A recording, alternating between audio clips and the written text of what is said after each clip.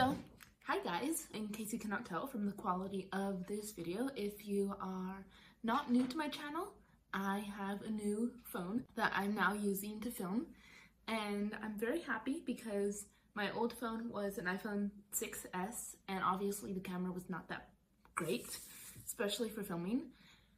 If you are new here, hi, my name is Bella, and what I do on this channel is, like, with each wrap-up or with each vlog, I give my review of books, obviously, as a lot of creators do, probably most book creators, but also I do I also state the content issues that some people might have with the book, such as cussing, sex, etc.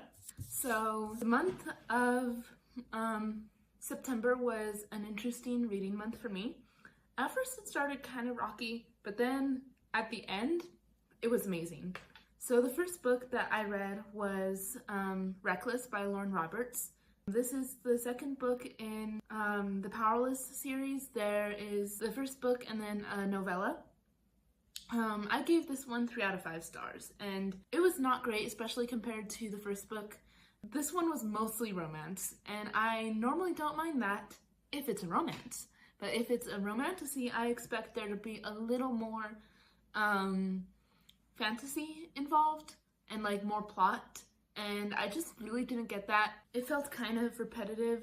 So I did enjoy the romance at the end, like with how it ended, especially when they were entering a place. So yeah, I do wish there was a little more plot. The romance felt a little lusty in the middle. That's just my opinion. If you guys disagree, then that's fine. But it's just like, oh yeah, I want you, blah blah blah. Just like, please, can you shut it? And so that got kind of annoying. But I do, as mentioned, I did enjoy the romance at the end. I was like squealing at the end. And as a lot of people probably, I saw the plot twist coming. There was a lot of foreshadowing towards it, and I feel like if there would have been less foreshadowing, we would have, like, it would have been more like out of the blue, or just be like, oh yeah, I guessed it, but I didn't know for sure. For this one, I knew for sure. Like, yeah. So for content, there is some blood, F and S words used occasionally. There's a couple vulgar gestures mentioned at times. So yeah, that was Reckless by Lauren Roberts. I might bump that to 2 out of 5 because I didn't sort of enjoy it. Like, there were some parts that I enjoy, but like, whenever I think about Reckless, I only think about the bad. Then another book that I read in the month of September, this was for school, it was On Writing by Stephen King. So I'm taking AP Lang, and this was the required reading for the summer. I did not finish it until beginning of September. So there was a little more cussing than I would have expected for a school book, but like, I don't remember exactly how much. He did give good advice. And I enjoyed reading about like his journey, all of that. And actually, I'm going to pause the video and come back with the physical books that I read because I just realized that I forgot to get those. So I only read 2 physical books in the month of September. The first one is These Violent Delights by Chloe Gong. This was the book club's book of the month for September, and I really enjoyed it. I gave this one 4 out of 5 stars. Unlike Reckless, I expected more romance because this is a Romeo and Juliet retelling, and actually I have the second book on my TBR shelf. So I really loved the plot of this. Like, it was exciting, it kept me interested, but I expected a little more romance. But this one is like true enemies to lovers, where it's like, well, not like they have knives at each other's throats. That's what I consider true enemies to lovers. But it's still enemies to lovers, where like they genuinely hate each other, and they do actually like have a past with each other. Because unlike the original Romeo and Juliet, this one is more of a second chance enemies to lovers, and we get into why later.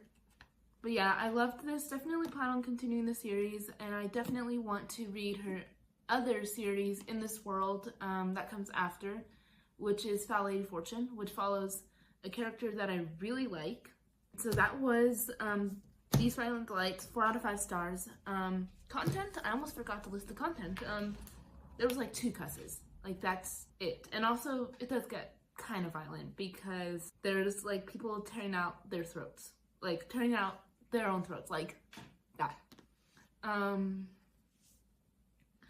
So there's that. If you're triggered by violence, then it would be okay. If you're older, but like if you're younger, I'd give this to honestly like a 13-year-old or a very mature 12-year-old. So the next book that we have was a DNF. I gave this 1 star. It's called Undying Glory, and I have it, but I don't want to get it. It's in my DNF like to give away pile. It's basically about like the Black Regiment, like the first Black Regiment or something. And I do believe that is important to know about, but the way it was told, I thought it was going to be told like a story, but it was not. Honestly, I would have enjoyed it more from a textbook because it was really boring, and I hated every single second of the 30 plus pages that I read. It was only like 150 pages. So I honestly could have finished it, but if I did, it would have put me in a reading slump. So on that heavier note, let's get into a much better book that I read, The Grandest Game by Jennifer Lynn Barnes. I gave that one 5 stars. I loved it. The romance, it had me giggling, screaming, kicking. Yeah, I'm not going to go into much of what it's about because this is the sequel series to The Inheritance Games by Jennifer Lynn Barnes, obviously.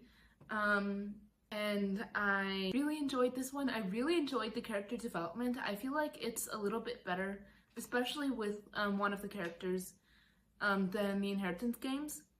And I really enjoyed, like, I love her puzzles. And, like, the puzzles aspect of her books are really good. Yeah. And then the next book that I read was also 5 out of 5 stars, but probably because I was a little emotional, which you shouldn't be because it was a romance novel, was Betting on You by Lynn Painter. Oh, I forgot to mention the content stuff of The Grandest Game. There's some language, I think. Don't remember much. I would give it to like a 12 or 13-year-old, like easily. So Betting on You by Lynn Painter, 5 out of 5 stars. It was really good, really cute, screaming, kicking, crying. So basically we follow in this one, Bailey and Charlie. This is dual POV. Charlie, if you've read Better Than the Movies by, again, Lynn Painter, it's Wes's cousin from that, except it doesn't take place in this, like, same country or whatever, or same country, same state. It does take place in the same country, does take place in America. But anyway, we follow Charlie and Bailey. Both of their parents are divorced, and Charlie makes a bet with Bailey that her best friend, who has a boyfriend, will hook up with one of their friends who is a total flirt, and the best friend is honestly buying into the flirt and all of that, like into like the flirtation, not him, except she's not realizing that he was flirting.